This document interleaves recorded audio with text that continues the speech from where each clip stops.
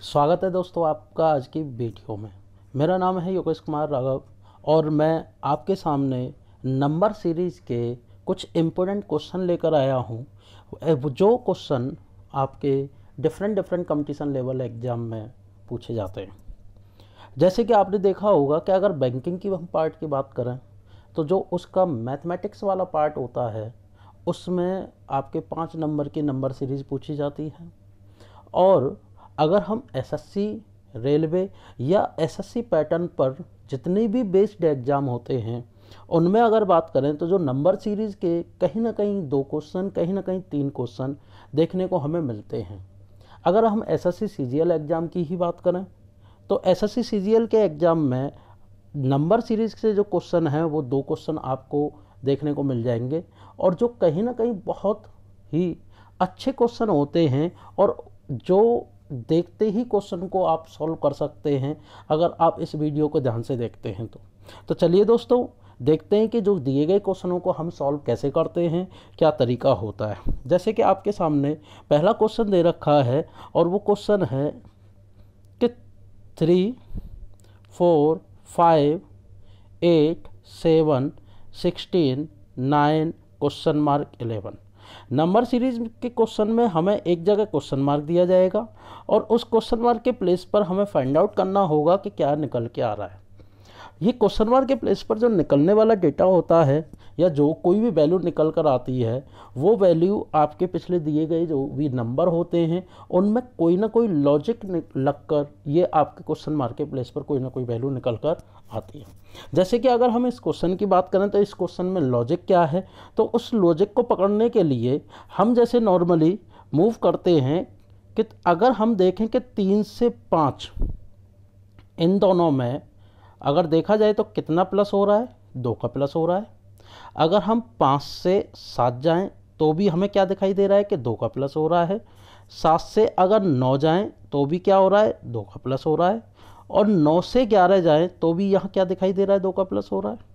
लेकिन अगर हम 3, 5, 7, 9 और 11 की बात करें तो इससे जो क्वेश्चन मार्क के प्लेस पर जो भी डेटा आने वाला है वो हमें पता नहीं चल पा रहा है कि क्या निकल कर आएगा। तो इसके लिए जो रेस्पॉन्सिबल नंबर होंगे वो क्या होंगे, 4, 8, 16। और इनसे क्या कैसे डेटा निकल कर आता है, तो अगर हम उसकी बात करें तो हमें दिखाई दे रहा है कि 4 से अगर हमें 8 बनाना है तो हम क्या कर सकते हैं। 4 से 8 बनाने के लिए कि 4 में हम 2 का गुणा कर सकते हैं, और अगर इसी तरीके से 8 से हमें 16 बनाना है तो भी हम क्या कर सकते हैं, 2 का गुणा कर सकते हैं। और 16 से अगर क्वेश्चन मार्क के प्लेस पर निकालना है कि क्या वैल्यू निकल कर आएगी, तो जैसा कि पहले 2 का गुणा हो रहा है, 4 में 8 बना, 8 में 2 का गुणा हुआ, 16 बना, तो 16 में अगर हम 2 का गुणा करें तो 2 के मल्टीप्लाई के साथ जो आंसर निकल कर आ जाएगा वो क्या निकल कर आ जाएगा, 32। अब दूसरी एक और चीज़, क्या 32 हमारे ऑप्शन में है, यस, तो हमारा आंसर जो होगा वो क्या हो जाएगा, बी। तो चलिए देखते हैं कि कुछ दूसरे क्वेश्चन और बढ़ते हैं उस क्वेश्चन पर और देखते हैं कि ये क्वेश्चन को हम कैसे सॉल्व कर सकते हैं। तो देखिए जैसा कि हमें यहाँ दिखाई दे रहा है क्वेश्चन में कि 4, 7, 13, 25 और 49, और हमें क्वेश्चन मार्क के प्लेस पर निकालना है कि भाई क्या क्वेश्चन मार्क के प्लेस पर क्या निकल कर आएगा। अगर हम उसी तरीके से देखें कि या तो हम यहाँ 4 और 7 की बात करें तो हमें गैप कितने का दिखाई दे रहा है, 3 का। अगर हम 7 और 13 की बात करें तो गैप हमें कितने का दिखाई दे रहा है, 6 का। अगर हम 13 और 25 की बात करें तो गैप हमें कितने का दिखाई दे रहा है, 12 का। और 25 से 49 की बात करें तो हमें डिफरेंस कितने का दिखाई दे रहा है भाई। अगर हम यहाँ डिफरेंस की बात करें तो 24 का डिफरेंस दिखाई दे रहा है। तो हमें एक चीज़ यहाँ लॉजिक लगा सकते हैं कि भाई 3 में हम 2 का गुणा करें या 2 का मल्टीप्लाई करें तो क्या निकल के आ रहा है, 6। ऐसे ही 6 में मल्टीप्लाई अगर हम 2 करें तो 6 मल्टीप्लाई ऑफ 2 क्या निकल के आ रहा है, 12। और इसी तरीके से 12 का मल्टीप्लाई 24 हो रहा है। तो अगर आगे आने वाले स्टेप की बात की जाए तो 12 से हम मल्टीप्लाई अगर 2 कर दें तो 24, और 24 मल्टीप्लाई 2 कर दें तो क्या निकल के आएगा भाई। अगर हम 24 मल्टीप्लाई 2 करते हैं तो क्या हो जाएगा, 48। और जैसे कि 6 प्लस 7 13 हो रहा था, 3 प्लस 4 7 हो रहा था, 12 प्लस 13 25। तो इसी तरीके से अगर हम इन दोनों को जोड़ देते हैं आपस में, तो जो आंसर निकल के आएगा वो क्या निकल के आएगा, 97। ये क्लियर है आपको। अगर हम यहाँ दूसरे लॉजिक की बात करें तो यहाँ एक लॉजिक और लग सकता है, और वो लॉजिक क्या है।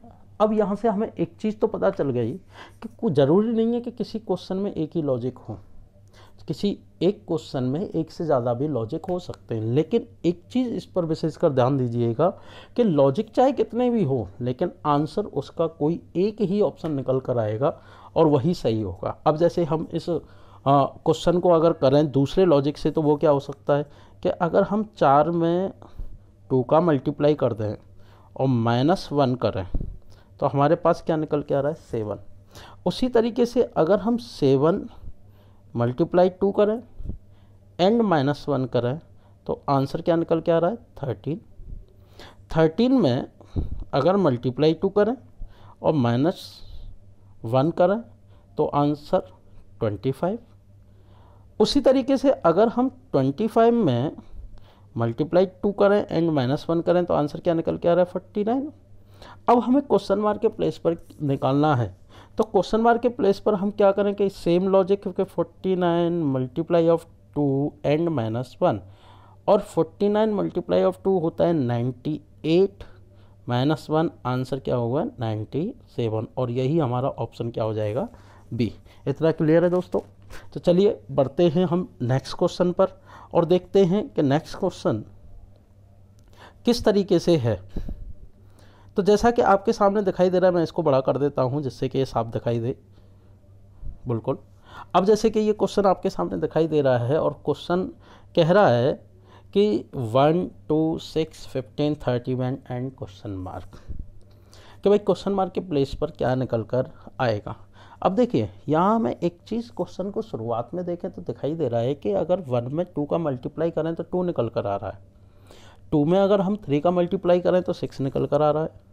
लेकिन 6 में ऐसा क्या मल्टीप्लाई करें कि 15 आए, तो कहीं ना कहीं वैल्यू हमें समझ में नहीं आ रही है। तो कहीं ना कहीं इसमें लॉजिक कोई दूसरा होगा, और वो लॉजिक क्या है तो उसको पकड़ते हैं। तो एक चीज़ ध्यान रखिएगा, किसी भी सीरीज़ को करने का एक सबसे अच्छा तरीका होता है और सबसे बेसिक तरीका होता है कि आप उसमें सबसे पहले डिफरेंस लें। अब जैसे अगर मैं 1 और 2 के डिफरेंस की बात करूं तो डिफरेंस हमारा क्या निकल के आ रहा है, 1। 2 और 6 का डिफरेंस कितना निकल के आ रहा है, 4।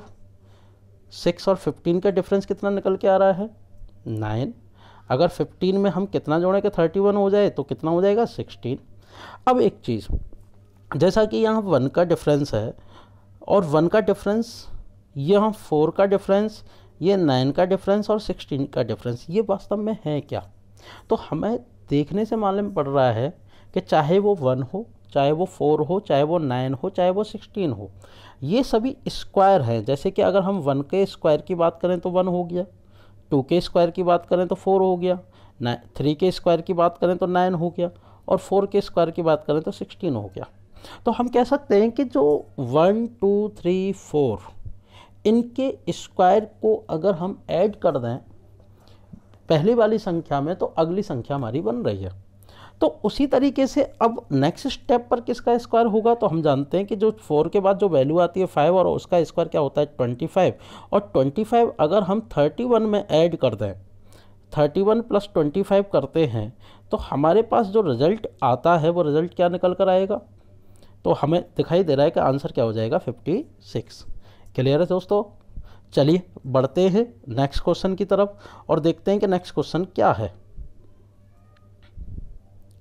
जैसा कि क्वेश्चन आपके सामने आ रहा है, क्वेश्चन नंबर 4, और वो क्वेश्चन कह रहा है कि 164 82 41 20.5 और पूछ रहा है कि क्वेश्चन मार्क के प्लेस पर क्या आएगा। तो इस क्वेश्चन को देखने के लिए अगर हम देखें कि ये क्वेश्चन जो है कहीं ना कहीं सिंपल है, और हमें मालूम पड़ रहा है कि 164 में अगर 2 का हम डिवाइड कर दें तो हमारे जो पास वैल्यू आनी है वो कौन सी आ जाती है, 82। उसी तरीके से अगर 82 डिवाइड बाई 2 करें तो 41, 41 डिवाइड बाई 2 करते हैं तो वैल्यू क्या आती है, 20.5। और उसी तरीके से अगर हम 20.5 में डिवाइड कर देते हैं 2 का और तो वैल्यू हमारे पास जो निकल के आती है, जो कि हमारा आंसर होगा 10.25, और यही हमारा ऑप्शन होगा। और ये ऑप्शन हमें कहाँ दे रखा है, ये ऑप्शन हमें दे रखा है बी ऑप्शन, और हमारा आंसर भी सही हो जाएगा। तो देखा दोस्तों कितने आसानी से, बहुत सिंपल तरीके से नंबर सीरीज़ के क्वेश्चन होते हैं। कुछ नहीं है, बस क्वेश्चन को देखो और पकड़ो, और जो भी क्वेश्चन पकड़ जाएगा वो क्वेश्चन को बहुत जल्दी से कर जाता है। तो चलिए हम बात करते हैं नेक्स्ट क्वेश्चन की, और देखते हैं कि नेक्स्ट क्वेश्चन क्या है। तो हम क्वेश्चन है हमारे पास जो 5th क्वेश्चन है, हम उसकी बात करते हैं। तो उसमें क्या कह रखा है, 1, 3, 7, 15, 31। अगर हम इस क्वेश्चन को देखें तो जब कभी भी कोई लॉजिक समझ में ना आए, तो मैंने एक चीज़ बताई थी कि भाई इसमें डिफरेंस लेके देखिए, और अगर डिफरेंस से भी क्वेश्चन ना हो तो कहीं ना कहीं कुछ और हमें लगाने की ज़रूरत है। तो हम सबसे पहले वही ट्राई करते हैं कि भाई डिफरेंस क्या है। तो 1 और 3 की अगर बात करें तो 1 और 3 का जो डिफरेंस निकल कर आ रहा है वो कितना निकल कर आ रहा है, 2। 3 और 7 का डिफरेंस कितना निकल के आ रहा है, 4। 7 और 15 का डिफरेंस कितना निकल के आ रहा है, 8। और 15 एंड 31 का डिफरेंस क्या निकल कर आ रहा है, 16। तो हमें समझ में आ गया कि 2 मल्टीप्लाई 2 4, मल्टीप्लाई 2 8, मल्टीप्लाई 2 16। अब जो डिफरेंस निकल कर आएगा वो डिफरेंस क्या निकल कर आएगा कि भाई 16 मल्टीप्लाई 2 इज इक्वल टू 32, और 32 को हम किस में ऐड कर देंगे, 31 में, और हमारे पास आंसर क्या निकल के आ जाएगा, 63। ये क्लियर है आपको या नहीं। एक दूसरा लॉजिक भी यहाँ, आंसर क्या हो जाएगा, सी 63। एक दूसरा लॉजिक भी यहाँ है, और वो लॉजिक कौन सा है, देखिए साफ दिखाई दे रहा है लॉजिक। अगर हम 1 में मल्टीप्लाई करते हैं 2 का और प्लस उसमें कर देते हैं 1, तो आंसर क्या आ रहा है, 3। हालांकि डिफरेंस का लॉजिक बहुत ईजी है और उससे बहुत जल्दी क्वेश्चन आपका हो सकता है, लेकिन अगर हम इसकी बात करें कि अगर वो ना लगता तो हम क्या लगाते, तो ये लॉजिक, हम जो डिफरेंट लॉजिक है जिसको हम सोच सकते हैं वो आपका ये हो सकता है। अब जैसे कि 1 में मल्टीप्लाई 2 किया, प्लस 1 किया तो 3 हो गया। ऐसे ही 3 का मल्टीप्लाई 2 प्लस 1 कितना हो जाएगा, 7। 7 मल्टीप्लाई 2 प्लस 1 कितना हो जाएगा, 15। एंड 15 मल्टीप्लाई 2 प्लस 1 कितना हो गया, 31। और उसी तरीके से अगर हम 31 मल्टीप्लाई 2 प्लस 1 करते हैं तो हम जानते हैं 31 मल्टीप्लाई 2 62 प्लस 1 कितना आ जाएगा, आंसर 63, और ऑप्शन क्या हो जाएगा, सी। ये क्लियर है आपको। तो चलिए बढ़ते हैं हम नेक्स्ट क्वेश्चन की तरफ और देखते हैं नेक्स्ट क्वेश्चन क्या है।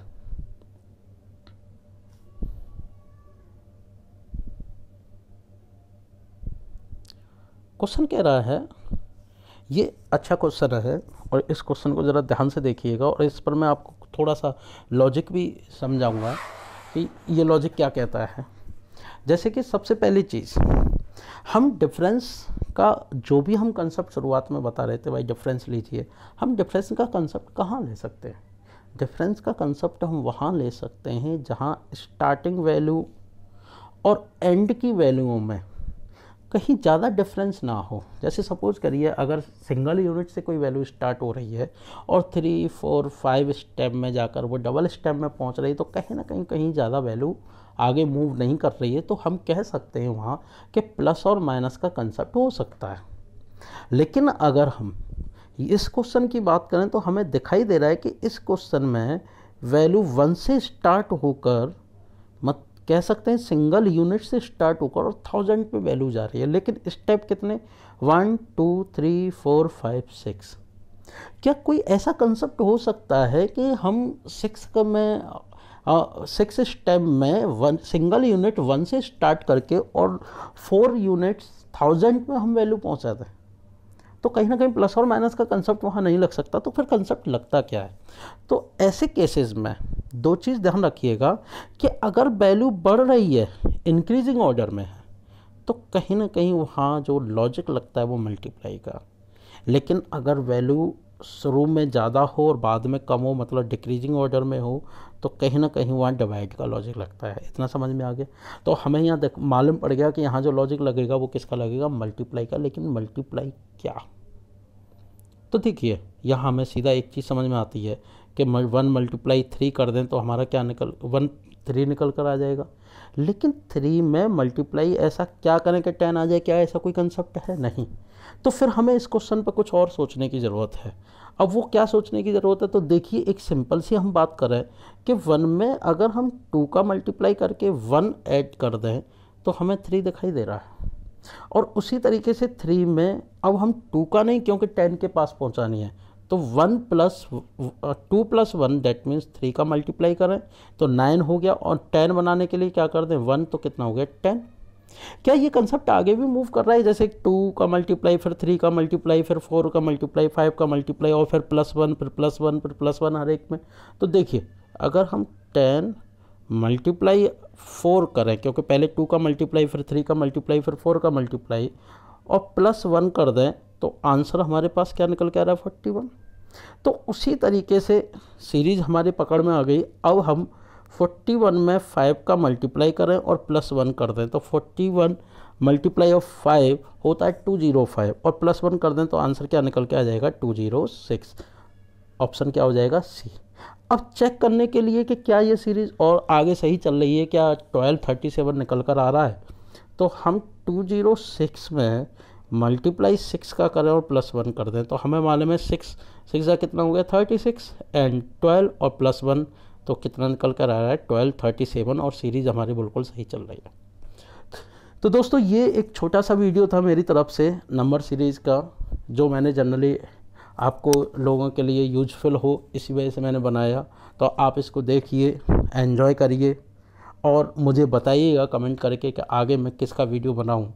और मैं अगले वीडियो में बहुत जल्द आपके सामने नंबर सीरीज़ के जो थोड़े टफ़ लेवल के क्वेश्चन हैं, या कह सकते हैं कि बैंकिंग बेसिस पर जो क्वेश्चन आते हैं, मैं उनको लेकर आऊँगा। तो मिलता हूँ मैं आपसे नेक्स्ट टर्न पर। Thank you.